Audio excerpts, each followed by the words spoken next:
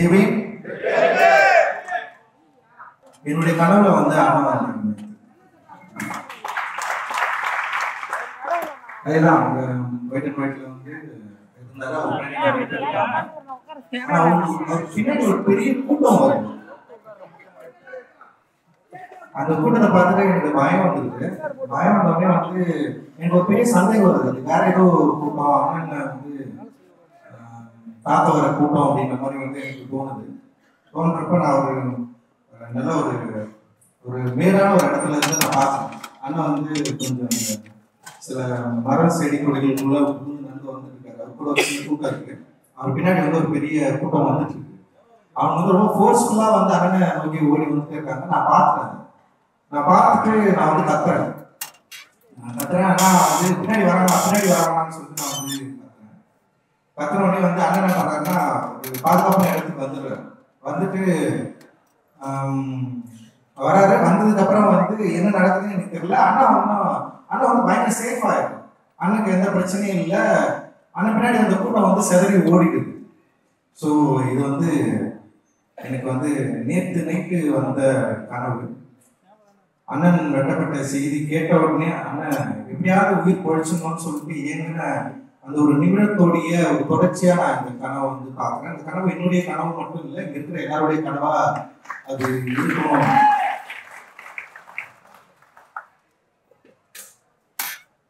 அண்ணன் நம்முடைய இல்லை, அவரை நினைவு கூற ஒரு இடத்துக்கு வந்து நம்ம வந்து வந்திருக்கோம். புத்தகத்தை நான் முழுசா வாசிச்சேன். ஆக்சுவலி வந்து இது நமக்கு தெரிந்த அண்ணன் இதுக்குள்ள இருக்காரு. அண்ணனை பற்றி தெரியாத சில வன்மவாதிகளுக்கு இந்த புத்தகத்தை நம்ம வந்து பரிசீலிக்கணும் அப்படின்னு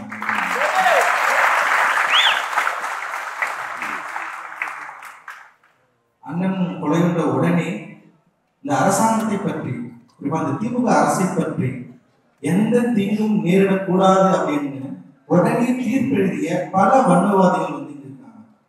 அந்த வன்மவாதிகள் அவருடைய தீர்ப்பில் ஒரு ரவுடி இறந்ததுக்காக இவ்வளவு பிரச்சனை, ஒரு ரவுடி இறந்ததா வந்து இங்க வந்து சட்டம் ஒழுங்கு சீர்கெட்டு போச்சு அப்படின்ற பல குரல்களை எழுப்பின அந்த வன்மவாதிகளுக்கு நிச்சயமா இந்த அண்ணனை பற்றி தெரிந்திருக்க வாய்ப்பில்லை.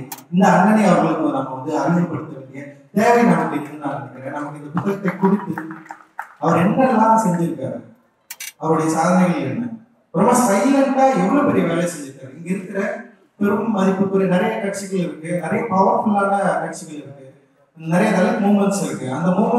அந்த மூமெண்ட்ஸோட சேர்த்து ரொம்ப சைலண்டா மிகப்பெரிய வேலைகளை வந்து அவர் செஞ்சு முடிச்சிருக்காரு. ரொம்ப சாதாரண விஷயம் கிடையாது அப்படிங்கறத வந்து அவங்க வந்து தெரிஞ்சுக்கணும். ஆனா இது மூலமா அவங்க திருப்தி அடைவாங்களான்னு எனக்கு தெரியல. ஏன்னா நமக்கு சம்பந்தமே இல்லாத, அதாவது தோழமை உணர்வோடு இருந்த நிறைய யூடியூபர்ஸ் கூட வந்து அந்த இடத்துல வந்து ரொம்ப பெரிய மௌனத்தை காத்தாங்க. அவர் வந்து அவர்களுக்கு எப்படி ஒரு கொல்லப்பட வேண்டியவரா தெரிஞ்சாருன்றதுல வந்து ஒரு பெரிய சந்தேகம் இருந்தது.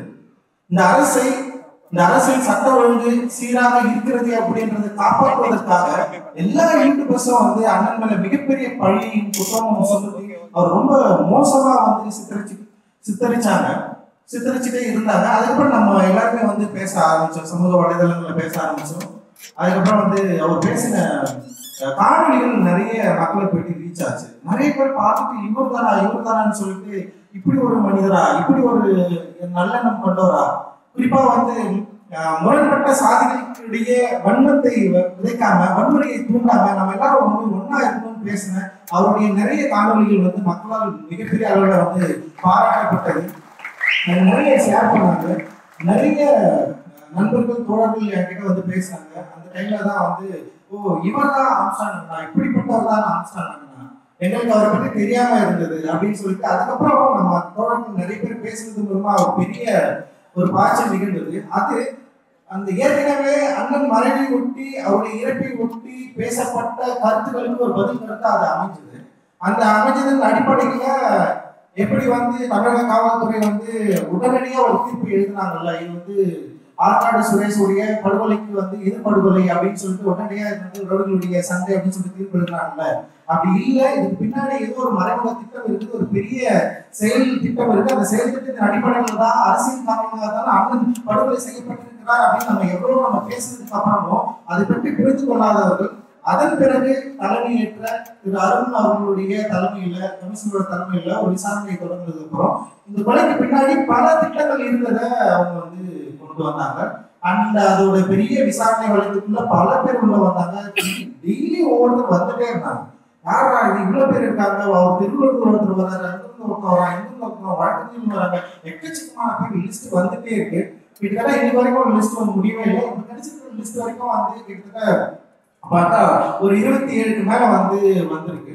ஸோ இதுதான் வந்து நிரந்தரமானதா, இதுதான் சரியானதா அப்படின்றதுலயும் வந்து நம்ம விவாதிக்க வேண்டிய தேவை இருக்கு அப்படின்னு நான் நினைக்கிறேன். ஸோ நான் அந்த 14 பக்கம் அந்த அறிக்கையை நான் வந்து படிச்சது மூலமா அது என்ன எனக்கு தோணுச்சு. அப்புறம் நம்ம வந்து போயிட்டு வந்து கமிஷனரை சந்திச்சது மூலமா, சில போலீஸ் அதிகாரிகளை வந்து சந்தித்தது மூலமா அவர்கள் இந்த வழக்கை எப்படி பார்த்தாங்க, எப்படி பார்க்கறாங்க, அவர்களுக்கு வந்து ஏதோ ஒரு வகையில ஒன்று 2 நடந்திருக்கு. ஒன்று வந்து ஒரு ஒரு சிபிஐ விசாரணை நடந்திருக்கு. இன்னொரு இடத்துல வந்து தங்களுக்கு அனுகூலமான ஒரு ஸ்கிரிப்டை, தங்களுக்கு அனுகூலமான ஒரு என்ன சொல்றது, ஒரு விசாரணை வளையத்தை இதுதான் வந்து அவங்களுடைய கடைசி அறிக்கையா வந்து கொடுத்துருக்குதா நான் வந்து பார்க்கிறேன். இதற்கு பின்னாடி விடுபட்டு போன விஷயங்களை, விடுபட்டு போயிருக்கிறத சில விஷயங்களை வந்து நான் வந்து நம்புறேன். நம்முடைய தோழர்கள் நம்பவும் நினைக்கிறேன். நம்முடைய வழக்கறிஞர் குழு வந்து தயவு செஞ்சு இதை அந்த அறிக்கையை வாங்கி படிச்சு வந்து இருக்கிற அவர்கள் விடுபட்டு போன, இல்லை வந்து அவர்கள் விசாரிக்காமல் விட்டு போன, அவர்கள் சில அரசியல் காரணங்களுக்காக சிலதை வந்து உள்ளிழுக்காம சிலதை வந்து அப்படியே வந்து வெளியே வச்சிருக்காங்க. ஸோ அது எல்லாத்தையும் வந்து நம்ம வந்து ஒரு மறு விசாரணைக்கு உட்படுத்த வேண்டிய தேவை நமக்கு இருக்கு அப்படின்னு நான் நினைக்கிறேன். தயவு செஞ்சு இந்த சட்ட போராட்டத்தை நம்ம வந்து பண்ணிடலாம். ஏன்னா அந்த 14 பக்கத்திலேயே பார்த்தீங்கன்னா ஒரு 3 பேரோட அக்கௌண்ட்ல பெரிய அளவுல தொகை வந்து, அந்த பெரிய அளவு தொகை என்னன்னா, ஒருத்தர் வந்து 1,40,00,000 ஒரு தொகை இருக்கு, ஒருத்தருக்கு 41 லட்சம் ரூபாய் ஒரு தொகை இருக்கு, அப்புறம் 29 லட்சம் ரூபாய் ஒரு தொகை. இந்த மாதிரி வந்து விதவிதமான வந்து தொகைகள் வந்து பரிமாறப்பட்டிருக்கு, உள்ள வந்திருக்கு.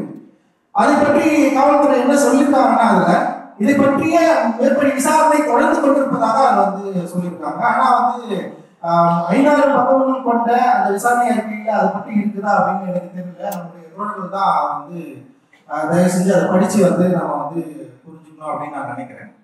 அண்ட் வந்து இது ஒரு வகையில காவல்துறைக்கும் இல்லை வந்து இப்ப இந்த படுகொலைக்கும் நிகழ்ந்ததுக்குமான இல்ல வந்து எது உண்மை எது உண்மை இல்லை, இல்லை இதுல வந்து குறைந்தபட்ச உண்மைகளை வந்து மட்டுமே மையப்படுத்தி கொண்டு வரப்பட்ட அறிக்கையாகவும் இருக்கலாம் அப்படின்னு ஒரு சந்தேகம் வந்து எனக்கு இருக்கு. அந்த சந்தேகத்தை நம்முடைய தோழர்கள் அவங்களுக்கும் இருந்ததுன்னா டெஃபினட்டா நம்ம வந்து இதை ரீஅப்டேட் பண்ணி திரும்ப மறு விசாரணைக்கு உட்படுத்தி சட்ட ரீதியான ஒரு போராட்டத்தை நம்ம ரொம்ப ஸ்ட்ராங்கா செய்யணும் அப்படின்னு நினைக்கிறேன். இதில் யாரும் விடுபட்டு விடக்கூடாது அப்படின்றதுதான் ரொம்ப ரொம்ப முக்கியமானதா அப்படின்னு நான் நினைக்கிறேன். ஏன்னா சம்பந்தமே இல்லாம சிசி சார் ஏன் சாவணும்னு தெரியல, ஏன் என்கவுண்டர் பண்ணி தெரியல. அப்படி என்கவுண்டர் பண்ணப்பட்டு சிசி சார் வந்து அவர் வந்து என்கவுண்டர் பண்ணப்படுறாரு. அவர் என்கவுண்டர் பண்ணப்பட்டு அந்த அந்த கொலைக்கும் அந்த என்கவுண்டருக்கும் ஆம்ஸ்ட்ராங் கொலைக்கும் எந்த சம்மந்தமும் இல்லைன்னு சொல்றாங்க. ஆனா ஆம்ஸ்ட்ராங்கோட பகுதியில் நிகழ்ந்த உடனே முதல்ல வந்த பேர் வந்து சிசி சார் தொடர்பு இருக்கலாம் அப்படின்ற ஒரு பேர் வந்து அடிபட்டது. ஆனா சிசி ராஜா சார், சிசி ராஜா, சோ அப்படி ஒரு பேர் வந்து உள்ள வருது. ஆனா வந்து அவர் படுகொலை செய்யப்படுறார். அங்க வந்து இந்த என்கவுண்டர் வந்து உண்மையிலேயே வந்து இந்த கொலைக்கு சம்பந்தப்பட்ட என்கவுண்டரா இல்ல வந்து கொலைக்கு சம்பந்தப்படாத என்கவுண்டரா அப்படின்ற கேள்வியை நம்ம கேட்க வேண்டிய தேவை இருக்கு. அப்ப சிசி ராஜா ஏன் நகரத்துக்குள்ள வராரு, யாரையெல்லாம் சந்திக்கிறாரு, அவருக்கும் இருக்கிறவங்களுக்கும் என்ன பிரச்சனை இருக்கு, ஏன் வந்து அவர் வந்து படுகொலை செய்யப்படுறாரு, அவர் படுகொலை செய்யப்படுவதன் மூலமாக என்ன இங்க நடந்திருக்கலாம், அதுக்கு பின்னாடி ஏதாவது உண்மை இருக்கா அப்படின்ற சந்தேகம் இல்லாமல் இல்லை. அந்த சந்தேகத்திற்கு இங்க இருக்கிற காவல்துறை பதில் சொல்லியே ஆக வேண்டும். இதை எங்களுடைய உரிமை, இதை நீங்க உதாசீனப்படுத்தவே முடியாது. எங்களுடைய அடிப்படை உரிமை. நாங்கள் எழுந்திருக்கிறோம், எங்கள் தலைவர் எங்க அண்ணன் நாங்கள் வந்து எழுந்திருக்கிறோம். சோ இதுல வந்து காவல்துறை பர்சன் சந்திக்கிறப்ப அவங்க சொன்னாங்க வெல் ஸ்கிரிப்டட் மர்டர் இது. ஏன்னா ஃபர்ஸ்ட் வந்து ஆர்நாடு சுரேஷனுடைய அந்த அவரை வந்து படுகொலை செஞ்சதுக்காக செய்யப்பட்டதா ஒரு திட்டத்தை கூட்டி இது செஞ்சு இது வந்து பண்ணிருக்காங்க அப்படின்னாங்க. அண்ட் அதுக்கப்புறம் வந்து பெரிய விசாரணை கொலையும் வந்தது. அதுல வந்து நிறைய பேர் நம்ம கம்ப்ளைண்ட் பண்ணோம், நிறைய பேர் வந்து விசாரிச்சாங்க. அந்த விசாரிச்சதுல சோ இது இப்போ வந்திருக்கிறது நமக்கு நம்முடைய இப்ப நம்ம நம்மளோட வாழ்க்கையில் எல்லாருமே இருக்காங்க, அண்ணி இருக்காங்க, நிறைய பேர் எல்லாருக்குமே தெரியும் என்ன நடந்ததுன்னு. சில சந்தேகமான விஷயங்கள் நிறைய இருக்கு. அந்த சந்தேகமான விஷயங்களை கூட நம்ம வந்து லேசா விட்டுடாம அதற்கு முறையான விசாரணை டெஃபினட்டா தேவை அப்படின்றதுல நம்ம எல்லாரும் உரிமை, அதாவது பயங்கர ஃபோர்ஸ்ஃபுல்லா இருக்கணும் அப்படின்னு நான் நினைக்கிறேன். ஏன்னா இதை ரொம்ப சாதாரணமா விட்டு முடியாது. இப்ப என்ன எழுதுறாங்கன்னா இந்த சட்ட இந்த அறிக்கை வெளியே வந்ததுக்கு அப்புறம் என்ன எழுதிட்டாங்கன்னா, அதான் நான் தான் முன்னாடியே சொன்னல, இது ஒரு ரவுடி கும்பலுக்குள்ள நடந்த சண்டை. திரும்ப அதே வன்மத்தை கற்கக்கூடிய இடத்துல நிற்கிறாங்க. நீங்க தான் நீங்க டிஎம்கே கவர்மெண்ட்டை நீங்க அக்யூஸ் பண்ணீங்க. ஒரு அரசு கிட்டத்தட்ட 2018 இருந்து இப்ப அது ஒண்ணு இருக்கு, சிவகுமார் மைய சிவகுமார் கிட்ட போயிட்டு 18 போயிட்டு பாம்பு வாங்கிட்டு தான் ஒரு வார்த்தை வருது. கிட்டத்தட்ட 18 இருந்து அங்கிருந்து தொடங்குது. அண்ணனை மாடல் பண்ணணும்னு சொல்லிட்டு ஒரு பெரிய பிளான் நடந்துட்டே இருக்கு. அதுவும் சென்னை மாநகரத்துல நடந்துட்டு இருக்கு. அதுவும் இங்க இருக்கிற முக்கியமான ஒரு பகுதியில நடந்துட்டு இருக்கு. அப்போ இங்க இருக்கிற உளவுத்துறையும் இங்க இருக்கிற காவல்துறையும் இங்க இருக்கிற இவங்களுடைய வேலை என்ன, ஒரு தலைவருக்கு பின்னாடி இவருடைய அச்சுறுத்தல் இருக்குது, அந்த அச்சுறுத்தலை பற்றி அவர்களுடைய யோசனை என்ன, ஏன் இதை பற்றி அவர்கள் யோசிக்கவில்லை அப்படின்ற கேள்வி எழாமல் இல்லை. அந்த கேள்விக்கு அவங்க பதில் சொல்ல வேண்டிய தேவை இருக்குதுதான் நான் பாக்குறேன். திருப்பி ஒரு கேள்வி கேட்கறது மூலமாக நீங்க அரசு குற்றம் சாட்டுறதுல திரும்பி நிக்கிறீங்க. இதுக்கு அரசு இதுக்கும் சம்மந்தம். இது எந்த அரசா இருந்தாலும், திமுக அரசு இல்லை, அதிமுக அரசாகவே இருந்தாலும் நாங்கள் கேள்வி கேட்பது எப்படிங்க ஜனநாயக உரிமை. இந்த உரிமையை நாங்கள் விட்டுக் கொடுப்பதாக இதில் மறைந்திருக்கிற பல உண்மைகளை வெளிக்கொணர்வு கடைசி வரைக்கும் சட்ட போராட்டம் நம்ம செய்ய வேண்டிய தேவை இருக்கு. இது பயப்பட வேண்டிய அவசியமே இல்லை. ஏன்னா இதுல நிறைய, அதாவது இதுல எழுதப்பட்டது சிலர் தான், ஆனா எழுதப்படாதது எக்கச்சக்கமா இருக்கு. அவர் மக்களுக்காக செஞ்ச உதவிகள் அப்படின்றது நிறைய இருக்கு. அண்ட் இன்னைக்கு மதவாதம் பயங்கர ஒரு ஃபெரசியஸா இருக்கிறப்போ ஒரு பௌத்த பண்பாட்டு ஒரு மையத்தை உருவாக்கி இவ்வளவு மக்களை பௌத்தத்தை நோக்கி திருப்புறது அப்படின்றது ஒரு சாதாரண விஷயம் கிடையாது. இது ஒரு பெரிய லெகசியை ஏற்கனவே பாபாசாஹிப் இழுத்து விட்ட தேரை இழுத்து கொண்டு போகிறது மிக முக்கியமான வேலை. அது அன்னையோட சாப்பாடு சொல்ல அப்படி இருக்காது. சோ நிறைய யோசிக்க வேண்டியது இருக்கு. இந்த யோசனைகளுக்கு அவர்கள் பதில் சொல்லி ஆகும். இந்த கேள்வி கேட்பதா உடனே அரசுக்கு எதிரானவர்கள் இவர்கள் அரசு திட்டத்திலே இவங்க அட்டாக் பண்றாங்க, இவங்களுக்கு இதேதான் வேலை, இது ரவுடி கும்பலோட சண்டை அப்படின்றது கிடையாது. அப்படி சொல்லி போயிட முடியாது அப்படின்றதுதான் எங்களுடைய விவாதம். அதுதான் எங்களுடைய திட்டவட்டமான எண்ணமும் கூட. நீங்கள் பதில் சொல்லியே ஆக வேண்டும். கடைசி வரை நாங்கள் கேள்வி கேட்டுக்கொண்டே இருப்போம். உங்களுடைய அறிக்கைக்காக நாங்கள் காத்து கொண்டிருக்கிறோம். அன்னைக்கிட்டையும் ஆனந்தகிட்டையும் எல்லாருக்கிட்டையும் நான் வைக்கிற கோரிக்கை என்னன்னா, வருகிற அந்த அறிக்கையை தயவு செய்து ஒரு வழக்கறிஞர் குழு வைத்து தீவிரமாக அதை படித்துவிட்டு நம்ம கரெக்டான ஒரு பதிலை நம்ம சொல்லணும். நம்ம செய்யறது ஒரு பதிலை சொல்லணும். நம்முடைய சந்தேகங்களையும் பிரச்சனைகளையும் திரும்ப ஃபைல் பண்ணி அதுக்கு பதில் சொல்ல வைக்க வேண்டிய தேவையை நம்ம உருவாக்கணும். அதற்கான பிரச்சனை உருவாக்கக்கூடிய ஆட்களாக நம்ம மாறணும் அப்படின்றதுதான் உங்களுடைய ஒரு வேண்டுகோளா நான் இன்னொரு விருப்பமும் வேண்டுகோளும் நான் வைக்கிறேன். ஏன்னா பொதுவா அண்ணன் சம்பந்தப்பட்டவர்கிட்ட நான் பேசிட்டே இருந்ததுல நிறைய டிஸ்கஷன் நடந்திருக்கு. அந்த டிஸ்கஷன் என்னன்னா, இப்ப நான் சமூக மாற்றம் நிகழ்ந்த உடனே அரசியல் மாற்றம் நிகழ்ந்துரும் அப்படின்னு நான் பேசிட்டே இருப்பேன். அந்த அண்ணன் கூட நிறைய பேர் ஃபேக் பண்ணி இல்ல அரசியல் மாற்றம் தான் ஃபர்ஸ்ட், அதுக்கப்புறம் சமூக மாற்றம் அப்படின்னு சொல்லுவாங்க. பாபாசாஹிப் அம்பேத்கர் அரசியல் மாற்றம் சமூக மாற்றமும் வேறு பாதை இல்ல, ஒரு வழி பாதை, ரெண்டு பாதையும் போயிட்டு தான் நம்ம அதை சேஞ்ச் பண்ண முடியும் அப்படின்னு சொல்றாரு. ஆனா அரசியல் ரீதியான மாற்றத்தை உருவாக்க நம்ம என்ன பண்ண போறோம் அப்படின்றது ரொம்ப முக்கியமானதா நான் பாக்குறேன்.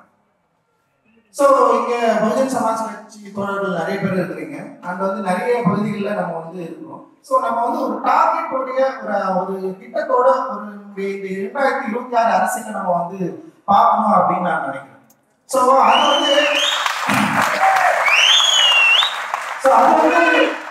நம்முடைய அண்ணனுக்கு செய்கிற காணிக்கையாக, நம்ம அண்ணன் விரும்பியதை செய்கிற ஆட்களாக நம்ம மாறுவதற்கான ஒரு வாய்ப்பு நமக்கு இருக்கு. அந்த வாய்ப்பு என்னன்னா, திருமதி ஆம்ஸ்ட்ராங் அவர்களை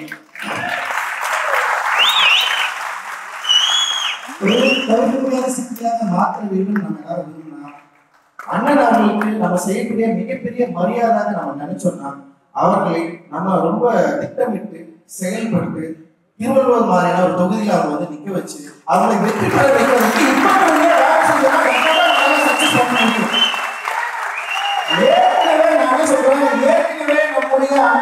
தாத்தாக்கள் நம்முடைய நிறைய பேர் வந்து தனித்து நின்று வெற்றி பெற்ற வரலாறு நமக்கு இருக்கு. அதுவும் வரலாற்று நமக்கு ஒரு வரலாறு இருக்கு. அந்த வரலாறை மீளுருவாக்கம் செய்வதற்கான ஒரு வாய்ப்பை நம்ம ஏன் உருவாக்க கூடாது? தயவு செஞ்சு யோசிங்க. நீங்க இருக்கிற எல்லாருமே போயிட்டு ஒரு பகுதி டார்கெட் பண்ணி ஒர்க் பண்ணணும். நீங்க யாரும் கேட்கறாங்க, அவங்களுக்கு யாரும் நம்ம பதில் சொல்லலாம். ஆம்ஸ்டாங்க யாரும் கேட்டாங்க, அவங்களோட பதில் சொல்றதுக்கான வாய்ப்பு ஏன் உருவாக்க கூடாது? நான் வேலை செய்வதற்கு தயாராக இருக்கேன். நான் வரேன். நான் நீங்க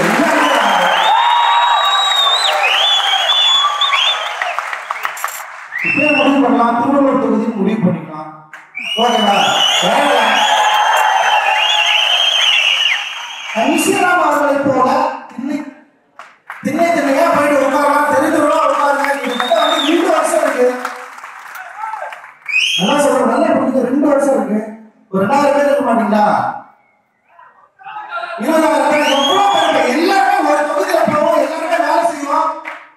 வெற்றி தோல்வி மாற்றே என்ன சொல்றீங்க? சண்டை செய்யற மாதிரி இல்லையா?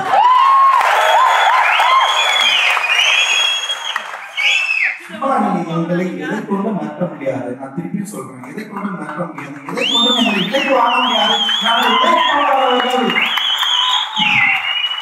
அதான் சொல்ற கடைசியா வந்து கைக்கூலிகளின் காரணம் ஒரு புத்தகம் இருக்கு. எல்லாம் தயவு செஞ்சு படிச்சுக்கீங்க. கைக்கூலிகள் வந்து எங்க இருக்கிறாங்க, என்ன பண்றாங்க, என்ன பண்ணிட்டு இருக்காங்கன்னு சொல்லி நல்ல கிளியரா பேசியிருக்காரு.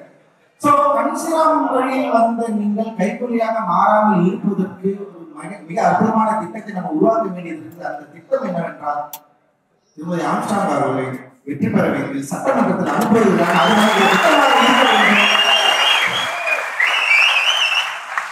அவங்க வரமாட்டேன்னு சொல்லுவாங்க. அதை பத்தி நம்ம கவலைப்படாம அதை செஞ்சு அவங்க வந்து வரணும். அண்ணி வந்து நீங்க வரணும், நீங்க வந்து நிக்கணும், நீங்க வெற்றி பெறணும். அந்த வெற்றிக்காக நம்ம எல்லாரும் உழைக்க வேண்டிய அவசியம் தேவை இருக்கு. அண்ணனுக்கு நம்ம செய்ய வேண்டிய அந்த லெகசில ஆம்ஸ்டாங் அண்ணன் ஒரு ஆள் இருந்தார்ல, பெரம்பூர்ல ஒரு அண்ணன் இருந்தார்ல, என்ன பிரச்சனை இருந்தாலும் போனாலும் என்னப்பா கேட்டார்ல, என்ன பிரச்சனைன்னு கேட்டார்ல. ஒரு பிரச்சனைன்னா அவர் நேரம் வரணும் 10-15 வழக்கு அனுப்பிச்சுட்டார்ல, எல்லாரும் பயப்படுச்சுல, அலற விட்டார்ல.